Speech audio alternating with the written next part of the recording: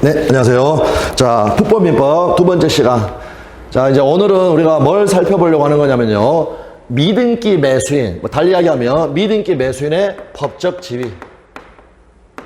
네, 요거를 좀 살펴보려고 한다라는 겁니다. 우리가 잘 알고 있는 것처럼 등기 안 했으니까 소유자 아닌 거죠. 그 다음에 또 소유권에 준하는 관습상의 물권도 없죠. 그런데 인정되는 것도 있다. 인정되는 것도 있다. 자, 그것을 이걸 이제 우리가 오전에 수업 시간에 설명을 드리긴 했습니다만 약간만 그 역사적인 배경을 한번 생각을 해본다. 자, 미등기 매수인의 법적 지위라고 해가지고 보호해주는 것들이 있다. 왜 이런 베이스가, 왜 이런 것들이 나왔느냐. 그 베이스 자체가, 자, 예를 들어서 갑으로부터 을하고요. 갑 소유의 부동산에 대해서 매매 계약을 하고요. 그 다음에 을이 인도를 받았습니다. 그러니까 이 과정에서 다 보십시오. 매매 계약하고 그 다음에 이제 둘이 소유권 이전에 합의를 하고 을은 대금을 지급을 하고 인도를 받았다라는 겁니다. 그런데 이러한 일이 언제 발생을 했느냐? 1959년 4월 1일자로 발생을 했다라는 겁니다. 그런데 우리 현재 민법은요, 60년 1월 1일부터 시행이 됐고요. 현재 민법에서는, 즉 현재 민법에서는 등기가 성립 요건이어가지고요, 등기라는 형식까지 갖추어야 소유자가 됩니다.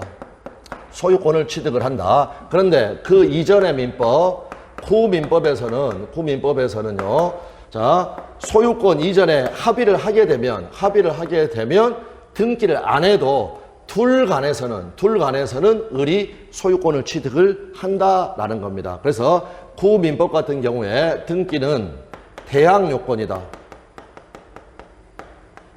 그런데 현행 민법에서는 이제 성립 요건이다. 그래서 이런 표현을 쓰고요. 그 다음에 요거는 당사자 간에는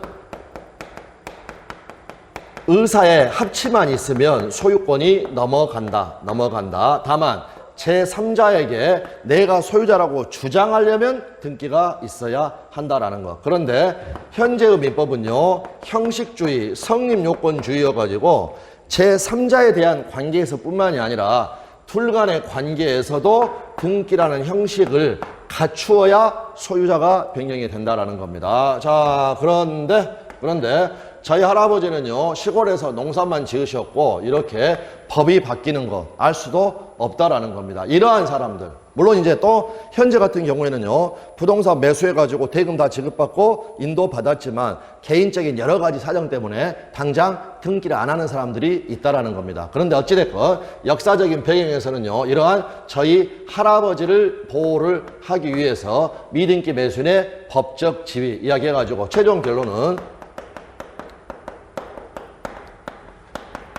사실상 소유자라는 거. 그러면 결국에는 법률상 소유자는 아니지만 소유자가 사용, 수익,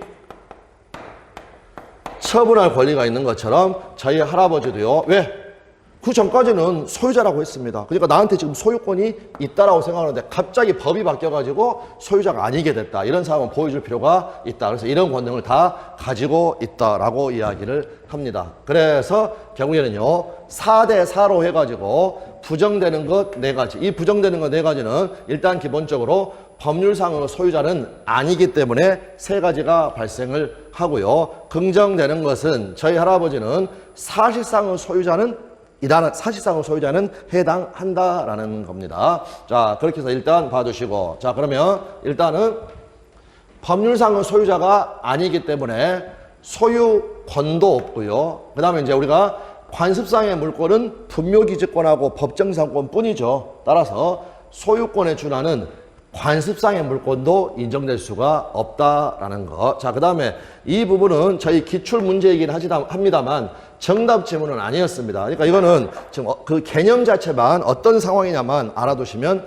되겠습니다. 예를 들어서 제가 채무를 변제를 못했다. 빌린 돈을 갚지 못했다. 그럼 채권자가 강제 집행을 하게 되면 제 부동산에 강제 집행을 해야지 여러분의 부동산에 대해서 강제 집행을 하면 되겠습니까? 안 되겠습니까? 안 되겠죠. 그런데 그 집행, 이건 이제 민사집행법적인 용어인데 집행관에게는 그 심사 의무가 없다 보니까 채무자가 점유하고 있으면 이거를 집행에 붙일 수가 있다라는 겁니다. 그럴 때 여러분은 제 건데 왜 그러세요? 라고 하는 거. 이거를 제3자 이의라고 합니다. 그런데 등기를 안 받았으니까 법률상 소유자다 아니다? 아니다. 따라서 제3자 이의제기를 하지를 못한다라는 거. 자, 여기가 오타네요, 여러분. 애계를 지우시고요. 애계를 지우시고 제3자 이의제기, 제3자 이의제기라는 걸 하지를 못한다라는 거. 자, 그래서 이거는 자료는 바로 잡겠습니다. 그 다음에 이제 4번 같은 경우에는요. 4번 같은 경우에는 이거는 법률상의 소유자가 아니어서가 아니라 타인의 권리의 매매가 아니다라는 겁니다. 그럼 여기 타인의 권리 매매와 관련해가지고는 이제 적당한 시점에 타인의 권리 매매인 것 아닌 것 해가지고 2대1로 해서 그 부분을 말씀을 드리겠습니다. 우리가 자 의무 부담행위 무권리자가 의무 부담행위는 할 수 있다고 그랬죠. 매매 계약하는 것은 상관이 없다. 그러나 처분 행위를 하려면 뭐가 있어야 된다? 처분권이 있어야 된다. 처분권이. 그래서 처분권이 없는 사람이 의무 부담 행위를 하였다. 이게 바로 타인의 권리의 매매. 이렇게 가는 건데 저희 할아버지는 사실상 소유자이기 때문에 처분권이 있다 없다? 있다. 있으니까 타인의 권리의 매매가 아니다라고 이야기를 한 판례가 되겠습니다. 자, 그다음 법률상 소유자는 아니지만 사실상의 소유자이다. 그랬고 요 두 개의 판례가 너무너무 중요한 판례들이 되겠죠. 자, 부동산 그러면은 토지 건물 다 마찬가지입니다. 토지 건물 여기 이쪽 반쪽 여기요. 사용 수익할 권리가 있다라는 거. 그거를 우리 판례는 점유 사용권이 있다라고 이야기를 했고요. 이거는 여러분 본권입니다. 본권. 점유할 권리가 있는 겁니다. 점유할 권리가 있다. 요거를 봐두시면 되겠고 그 다음에 점유 사용권이 있으니까 어떻다. 그 부분은 판례에서 확인을 하겠습니다. 그 다음 저희 할아버지가 이번에는 건물을 샀습니다. 그러면 등기를 안 받았어도요. 건물에 대한 법률상 사실상 처분권이 있다. 여기 소유권은 없지만 처분권이 있다. 처분권이 있다는 말은 저희 할아버지는 이 건물에 철거 처분권도 가지고 있다라는 거 이렇게 봐두시면 되겠고요. 이거는 세트입니다, 여러분. 2번하고 3번은. 또 저희 할아버지는요. 건물 소유자는 아니지만 법률상 소유자는 아니지만 사실상은 소유자이기 때문에 그 건물에 이 단어입니다. 부지에 대한 점유가 인정이 된다. 여기 나와 있는 점유 사용권에서 점유는 본권을 이야기하고요. 여기 점유는 말 그대로 사실상의 지배 점유가 인정이 된다라는 거. 그 다음에 이제 4번 같은 경우에는 주임법과 관련된 건데 결국 4번 판례에서 이 표현을 씁니다. 사실상의 소유자이다. 예를 들어서 자 이렇게 갑이라는 친구가 요 주택을 을하고 임대차를 했습니다. 그래서 주택 임차인이 인도를 받고 전입신고, 주민등록을 하게 되면 대항력이 생긴다. 그 다음에 이렇게 병한테 이 주택이 양도가 되었다. 그러면 임차주택의 양수인이 임대인의 질을 승계한다. 임대인은 빠져나가고 지위 승계. 그런데 요 주택이 미등기였다. 그러면 이 사람은 주택 양수인으로서 임대인의 질을 승계하게 된다라는 거. 그러면 제가 쭉 말씀드렸던 걸 바탕으로 해가지고 저희 자료에 나와 있는 해설의 판례를 읽어보도록 하겠습니다. 자, 위쪽에 부정되는 거 4가지 나와 있습니다. 미등기 무허가 건물의 양수인이라고 할지라도 그 소유권 이전기를 격려받지 않는 한 그 건물에 대한 소유권을 취득할 수 없다. 자, 여기다 적어 놓고요. 지금 여기부터 이제 설명은 드렸고 하나씩 확인해 가는 거니까 알겠습니다. 그 다음에 두 번째 여기 관습상의 물권 그리고 그러한 상태의 건물 양수인에게 소유권에 준하는 관습상의 물권이 있다고 볼 수도 없다 나와 있고요. 그 다음에 제3자 이의라는 것 하지 못한다. 내 건데 왜 그러세요? 하지 못한다. 매수인이 대금을 완납한 후 인도받아 점유하고 있는 건물에 대해서 지금 을이 매수했는데 등기는 못 받았습니다. 아직. 매도인의 채권자가 강제 집행을 하는 경우에 아직 이전 등기를 마치지 않은 매수인은 법률상 소유자가 아니기 때문에 제3자 이의를 제기하지 못한다라는 거 봐두시면 되겠습니다.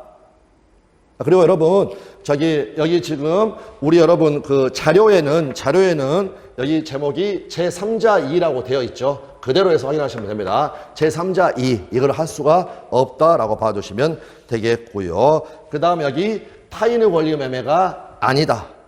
부동산을 매수한 자가 그 소유권 이전 등기를 하지 아니한 채 이를 다시 제3자에게 매도한 경우에는 그것을 민법 569조에서 말하는 타인의 권리 매매라고 할 수가 없다. 같은 취지의 판례에서요. 처분권이 있기 때문에 이렇게 이야기를 합니다. 자, 그 다음에 저희 할아버지는 점유할 권리가 있습니다. 따라서 뭘 못한다?